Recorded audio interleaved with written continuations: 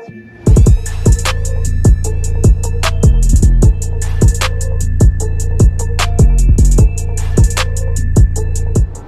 what's going on YouTube? It's Richard Razor Sharp with another video, and today I'm going to be doing a Battle of the Trimmers video talking about the Babyliss Pro Skeleton or Pro FX trimmer and the Low Pro FX trimmer. Now in this review I'm just going to give you a real world experience of using both of these trimmers. If you want to see kind of my breakdown of techs and specs, I'll put a link either in the comment section or at the end of this video that you can go to see my individual breakdown of these trimmers.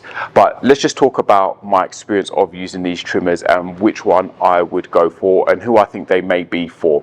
So firstly, the Pro Skeleton trimmer or Pro FX trimmer if you're in the US. I've had this trimmer now for about 3 years.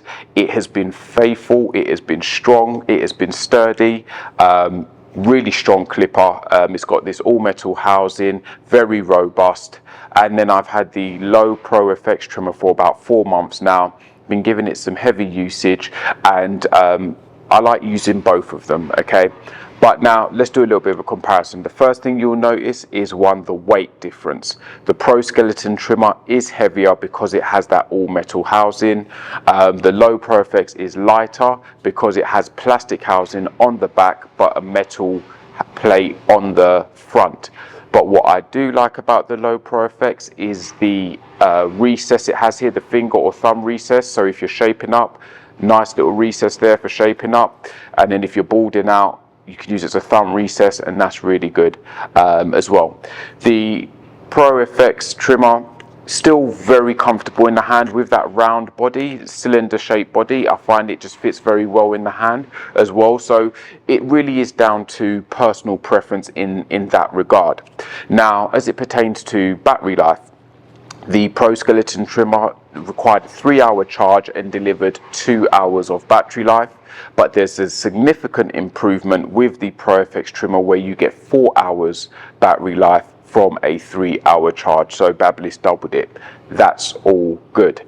Both of these trimmers came with the Graphite 2.0 blade. Now I did switch one of these out and I put the DLC 2.0 blade on the Low Pro FX, and this is the point where it's a shame I feel that Babyliss haven't done more work around getting these trimmers to run cooler for longer. The one downside of these trimmers, you might have heard me say before when I've done previous reviews, is the blades get hot very quickly because they are so powerful. So my view is I find these are very good for when you want to do shape ups, if you want to do a little bit of detail work, you know, your beard detailing, etc. But if you wanted to use these for a prolonged period of time, I don't think it's the right trimmer for that because the blades get hot. If you're going to be doing patterns, it's not really going to work for that. I use these a lot for balding out when I'm putting in a skin line on a fade, or for, like I say, shape up and detail work. But I don't use these for prolonged periods of time because of the issues with how hot the blades get, and they do get hot. So that's a downside. Now price wise, I mean, these trimmers have really at a great price point. So on Amazon, the Skeleton Pro trimmer or Pro FX trimmer is now £91 in the UK.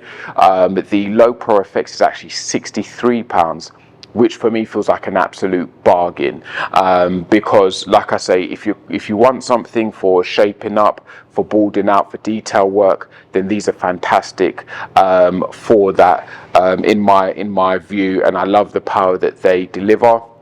One thing that some people do mention, they both have deep tooth blades, not stagger tooth, sorry, that's wool. They do have deep tooth blades.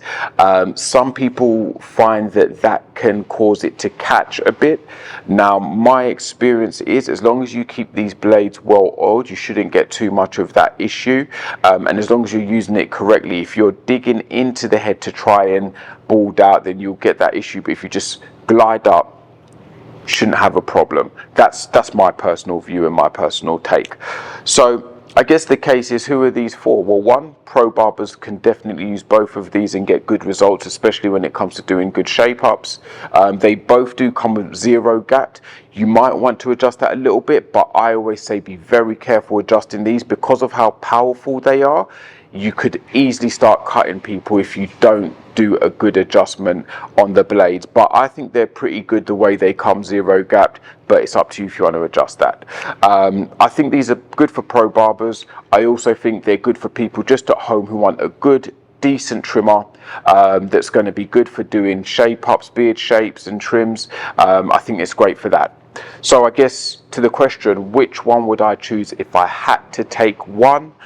For me, I would probably go Low Pro FX trimmer, one, because of double the battery life, and for me, I do love, like I say, the little thumb recess there as well.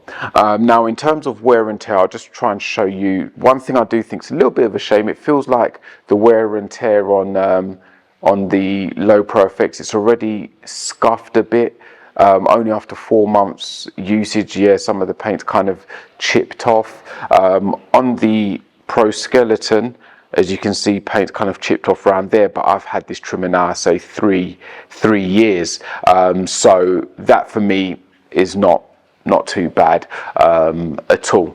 But like I say, both products, really good products, but at the moment I think £63 for a Low Pro FX trimmer. I think it's great. So I hope you found that useful, and if anyone has used either of these or both of them, please leave your comments in the comment section. Let us know what you think, and until next time, guys, peace.